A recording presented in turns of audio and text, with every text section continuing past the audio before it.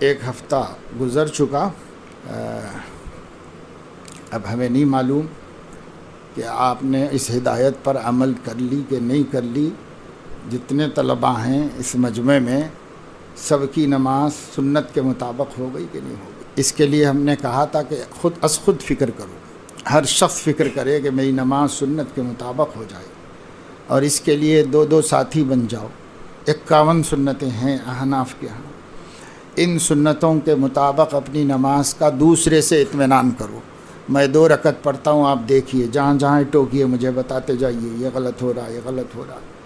پھر وہ ساتھی اس کے ساتھ پڑھے، کبھی جمعے کے دن کسی رات میں کسی وقت آج کا مطالعہ روک کر، اس واسطے کہ سارا پڑھنا پڑھانا تو عمل کے واسطے ہے، اگر عمل کی فکر نہیں ہے تو کیا فائدہ ہے پڑھنے پڑھانے کا۔ سب بالغ ہیں ماشاءاللہ، جب بالغ ہیں تو بلوغ کے ساتھ ہی تمام احکام کے مکلف و مخاطب ہو چکے ہیں۔ اس لیے آپ سے گویا اللہ کے رسول صلی اللہ علیہ وسلم اپنی زبان حال سے فرما رہے ہیں، اور آپ محسوس کریں کہ گویا مجھ سے کہہ رہے ہیں اور میرے کان میں مبارک آواز آ رہی ہے، صلو کما رأیتمونی اصلی۔ اور یہ جو حدیثیں پڑھ رہے ہیں اور یہ جو فقہ پڑھ رہے ہیں، اگر نماز بھی صحیح نہیں ہوئی تو کیا فائدہ ہے۔ اس لیے بعض کو سیدھے کھڑے نہیں آ رہا ہے، بعض لوگوں کی انگلیاں قبلے کی طرف نہیں ہے، بعض لوگوں کو قاعدے میں صحیح بیٹھنے کی مشق نہیں ہے، بعض لوگ کسی طرح۔ تو بھائی اگر اب بھی نہیں کرو گے تو کب کرو گے؟ تو پھر یاد دہانی کراتا ہوں کہ اپنی نماز مدرسے کے رہنے کے زمانے ہی میں سنت کے مطابق کر لو، بعد میں آپ کو فرصت نہیں ملے گی۔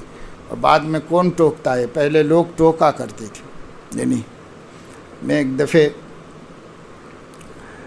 ہمارے استاد تھے حضرت سید شاہ معظم شہید رحمۃ اللہ علیہ، کبھی وہ امامت کا ناغہ نہیں کرتے تھے، لیکن آخری دنوں میں صحت ان کی ٹھیک نہیں رہ رہی تھی، تو کہیں بھی نماز پڑھ لیتے تھے۔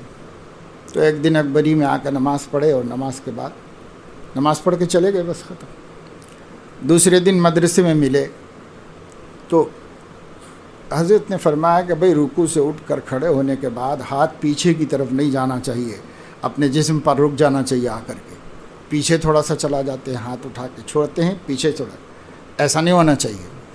اب ایسے لوگ ہوتے تھے اساتذہ تو ضروری سمجھتے تھے، بتا دینے کو ضروری سمجھتے تھے۔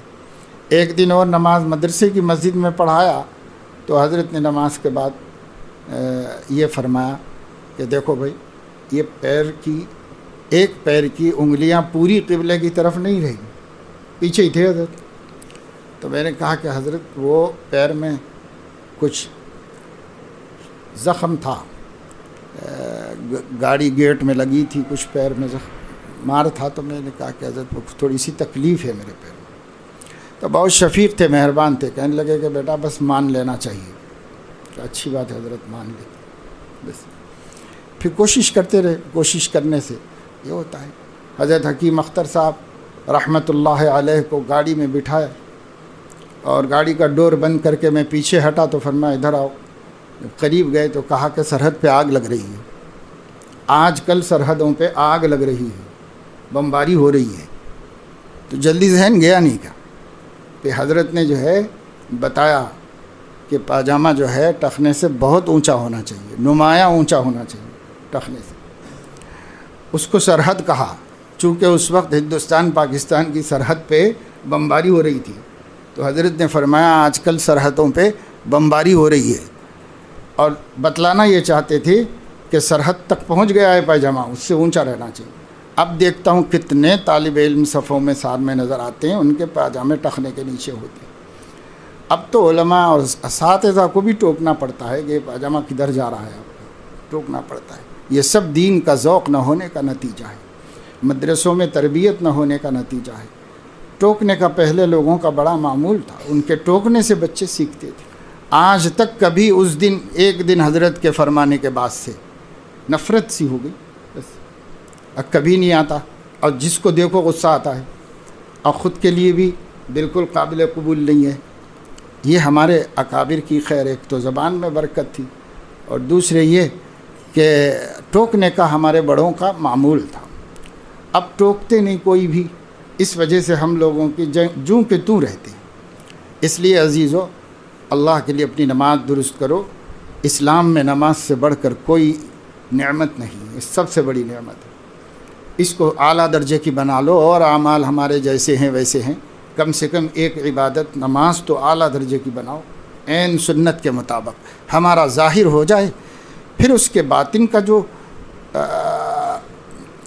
کمال ہے وہ اللہ تعالیٰ ظاہر کے اندر سنتوں کا اتباع کرنے کی برکت سے اپنی قدرت سے عطا فرما دیں گے، اپنی قدرت سے اللہ تعالیٰ عطا فرما دیں گے. بعض بزرگوں سے سنا ہے کہ اختیاری سنتوں کی پابندی کی برکت سے غیر اختیاری سنتوں میں بھی اللہ موافق کر دیتا ہے نبی کی. اللہ تعالیٰ توفیق عمل نصیب فرمائے. سبحانک اللہم و بحمدک.